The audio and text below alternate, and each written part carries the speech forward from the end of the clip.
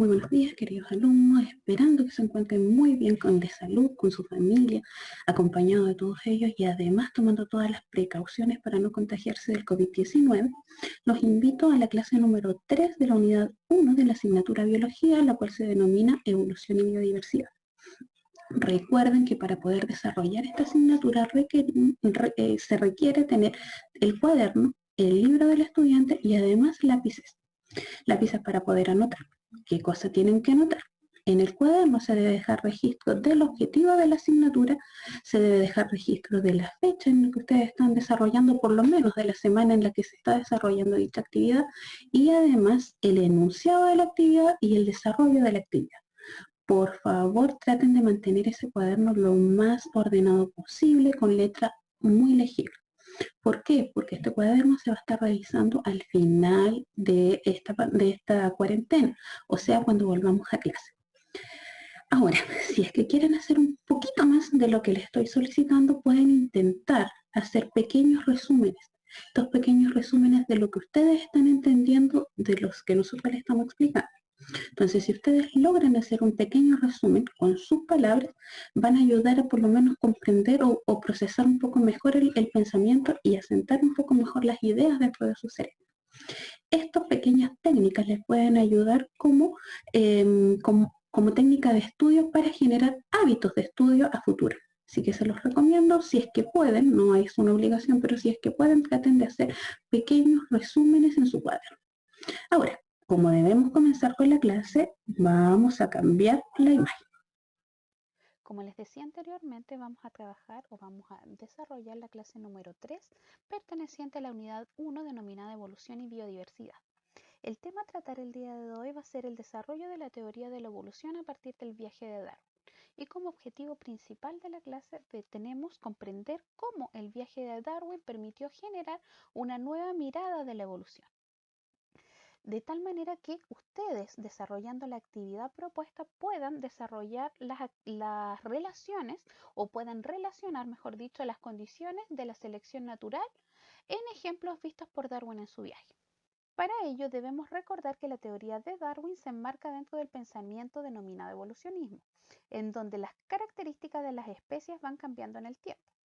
La mayoría de los esquemas alusivos a la evolución muestra una progresión lineal como la que aparece acá, donde el cambio o donde la progresión es lineal mientras va cambiando el organismo, es decir, donde una especie menos desarrollada mejora una característica transformándose en una más desarrollada. Sin embargo, esta propuesta es más concordante por lo descrita por el transformismo. La evolución en sí propone un mecanismo más bien dinámico donde existen cambios al azar en los organismos, los cuales pueden o no conferir una mejor adaptación al medio que los rodea. Los organismos supervivientes pueden cruzarse y heredar su cambio a la descendencia, por lo que se habla más bien de un ancestro común, es decir, un antepasado biológico común desde el cual se desarrollan los cambios. Tal como vimos en la clase 1, el árbol filogenético correspondería a una mejor forma de mostrar la evolución. En este árbol, como una forma de mostrarlo, que es la que aparece aquí en la segunda imagen, en este árbol se organiza y representa la familiaridad genética entre organismos de distintas especies, es decir, qué tan parecido es su ADN. Así, el organismo más parecido genéticamente a los humanos es el chimpancé, lo que no significa que el humano desciende del chimpancé, sino que ambos comparten o tienen un ancestro en común. Entonces, mientras más alejados se encuentren los organismos, significa que presentan un porcentaje de similitud genética cada vez menor. Charles Darwin fue el principal impulsor de la teoría de la evolución, siendo la principal causa de ella la selección natural. Pero ¿quién fue Charles Darwin y cómo se desarrolló esta teoría es lo que analizaremos a continuación? Nació el 12 de febrero de 1809, hijo de Robert Darwin, quien se desempeñaba como médico, y Susana Whitwood, descendiente de una reconocida familia de ceramistas. Su abuelo paterno fue Erasmus Darwin, otro reconocido médico y naturalista que vimos en la clase anterior, de quien heredó el amor por la historia natural. Fue Erasmus quien explicó la importancia que tiene para la evolución la competencia entre los organismos y que solo algunos de ellos logran reproducirse bien. Se casó con Emma Whitwood, quien era su prima por el lado de su madre, y tuvo 10 hijos con ella. 7 de ellos lograron sobrevivir la niñez, lo cual permitió que Darwin observara en ellos la expresión de las emociones por varios años y la comparase con las de los animales. Wallace, otro naturalista de la misma época, desarrolló una breve teoría que coincidía en los puntos de vista más importantes desarrollados por Darwin. Publicaron al final una conclusión en conjunto. Si bien Charles Darwin no quería publicar este archivo considerando que Wallace tenía propuestas similares, Wallace fue uno de los principales em, personas que avalaban la teoría de Charles Darwin. Entonces, al final, no se vio como una especie de competencia entre ellos dos, sino más bien como una colaboración. El desarrollo de la teoría de la evolución se gestó a través de un viaje del mundo donde Darwin realizó las principales observaciones que lo llevaron a deducir finalmente que los seres vivos están en continua transformación para adaptarse finalmente a su ambiente. Este viaje inicia en diciembre de 1831, donde Darwin se embarcó como naturalista en la expedición Beagle a cargo del capitán Robert Fitzroy, el cual pretendía recorrer el mundo en un plazo máximo de 2 años. La travesía finalmente se extendió a través de 5 años, iniciando en Inglaterra, pasando por Brasil, Uruguay, Argentina, Chile, Perú, las Islas Galápagos, las islas de la Nueva Sociedad, Nueva Zelanda, Australia, las Islas Killing, las Islas Mauricio y Sudáfrica. Finalmente retorna a Brasil y desde ahí zarpa al archipiélago Cabo Verde, retornando finalmente en octubre de 1936 a Inglaterra.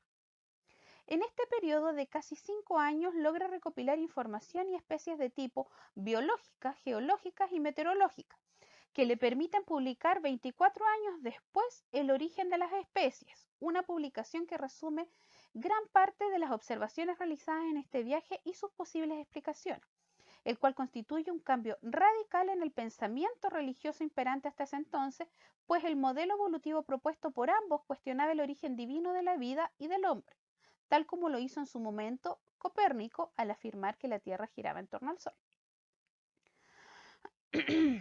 Su paso por el archipiélago de las Islas Galápagos, compuesto por 234 islas, principalmente islotes, generó gran parte de las observaciones que le permitieron desarrollar su trabajo. La separación geográfica entre estos islotes permitía tener condiciones ambientales variables y su lejanía con el continente, a 900 kilómetros de las costas de Ecuador, en realidad a más de 900 kilómetros de las costas del Ecuador en el Océano Pacífico, lo mantenían aislado de las especies introducidas. Por lo tanto, un archipiélago de este tipo era, o es, mejor dicho, un tipo de locación ideal para el estudio de origen de la diversidad de las especies. Las conclusiones realizadas a partir de estas observaciones lo llevaron a desarrollar el principio de la selección natural, el cual o la cual es la causa principal de la evolución, donde solo los organismos mejor adaptados sobreviven. Para que opere la selección natural se deben observar 4 condiciones. Las primeras 2 que aparecen, es decir, la presión de selección y variabilidad, son las condiciones críticas del proceso. Tal como vimos en el primer video de la unidad 1, entre organismos de una especie existen diferencias genéticas, es decir, en el ADN, entre organismos de una misma especie. Esto genera una diversidad de características en una misma especie.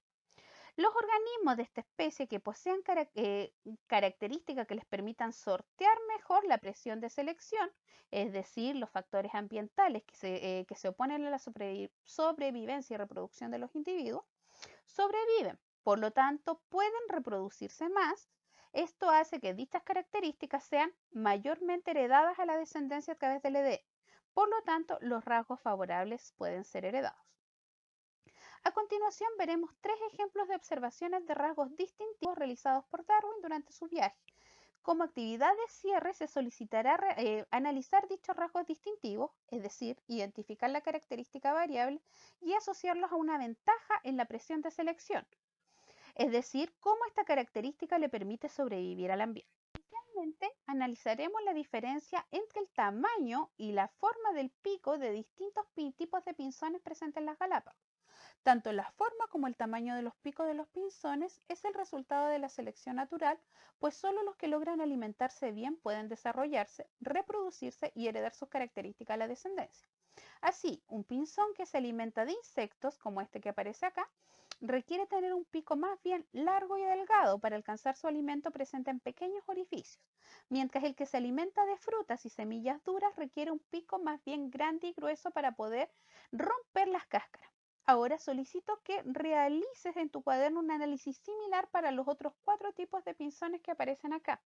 Entonces, lo que les pido formalmente es que desarrollen la relación o qué relación observan ustedes entre la forma y el tamaño del pico de los pinzones y su fuente de alimentación.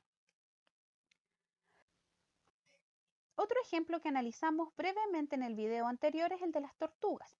En la imagen se observan 2 tipos de tortugas, las cuales difieren entre sí en el tamaño y su forma de alimentación. Mientras las tortugas de la imagen A es más bien pequeña y se alimenta de pasto, la del tortuga de la imagen B es más grande y se alimenta de hojas. Con esta información te solicito que respondas en tu cuaderno qué diferencias observas entre ambas especies de tortugas y en qué beneficiaría este cambio, el cambio que ustedes observaron, a la tortuga de la imagen B. ¿Qué permitiría que haga mejor la tortuga de la imagen B que la tortuga de la imagen A? En eso requiero que se centren su respuesta de la pregunta número 2. Nos enfocaremos en analizar la semejanza entre los restos fósiles de un gliptodonte, los cuales fueron encontrados por Darwin en América, y los armadillos vivos. Él, o sea, Darwin, dedujo que estos animales, tanto los animales extintos como los que vivían, existía un parentesco entre ellos dos. Basado en lo que puedes observar y lo analizado en los videos anteriores, te pido que respondas estas 4 preguntas. O sea, ¿qué características semejantes observas entre el armadillo y el fósil del gliptodonte? Dentro de estas características semejantes, ¿qué ventaja presenta la característica que ustedes, la característica o las características que ustedes analizaron frente a la selección? Posteriormente requieren que analicen las diferencias que observan entre ambos y cuál crees que es la ventaja que le presenta al armadillo el tener esta diferencia observada. Eso es todo por esta clase. La próxima semana estaremos revisando el evolucionismo después de Darwin, donde analizaremos 2 teorías modernas que explican la evolución, tal como aparece en la página 43 del libro del estudiante.